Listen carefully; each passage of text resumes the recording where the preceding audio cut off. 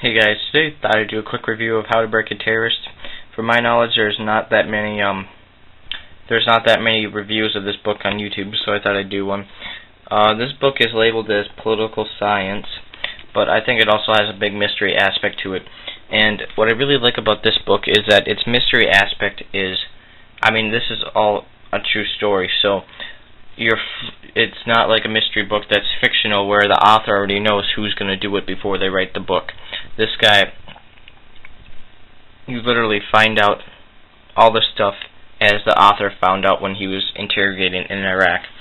The book says this in the beginning: the U.S. interrogators who used brains, not brutality, to take down the deadliest man in Iraq. So it's all about trying to catch this guy, Abu. Well, I'll murder that name, but so I'm not going to, but this guy.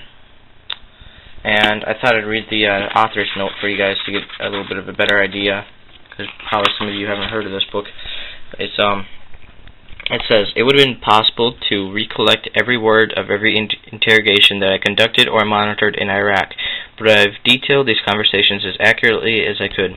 I'm running under a pseudonym, and I've deliberately changed names and some operational details throughout to protect the U.S. troops from ongoing missions and the families of detainees from Al-Qaeda reprisals.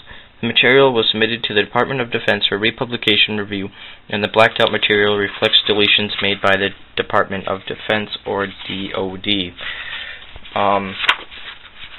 So this blacked out material he's talking about here can be found a lot of times in the book. There's one. So it's like that.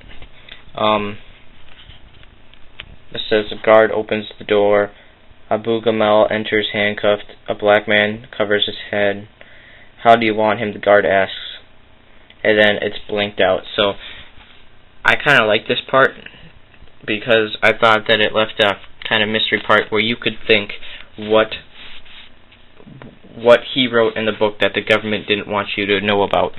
And instead of just completely taking them out and try to rewrite it so it would work, he just blacked it out in the book to kind of keep that aspect to it, which is, I think, a smart thing to do. Kind of shows the truth a little bit better and leaves for a funner read. But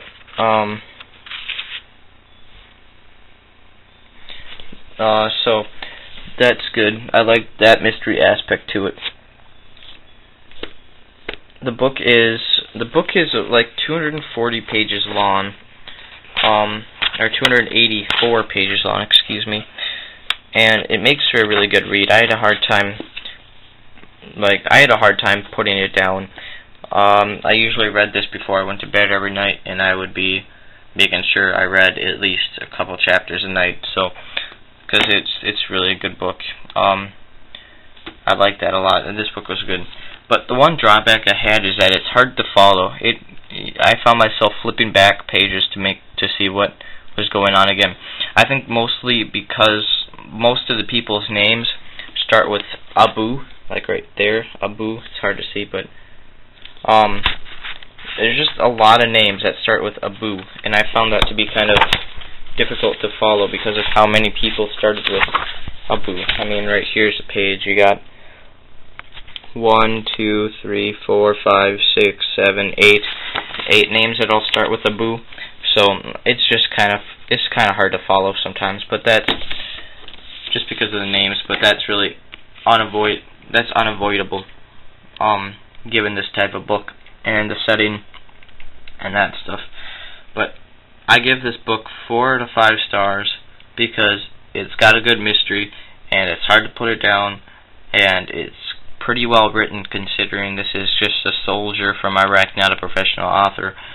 But as I said, the only drawback is the fact that it's hard to follow, and the other one is it's kind of expensive. Admittedly, the book is $26. It's looks big, but as I said, it's 284 pages with.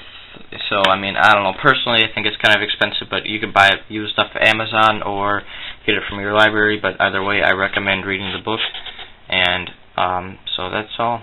Thank you for watching this video. Bye.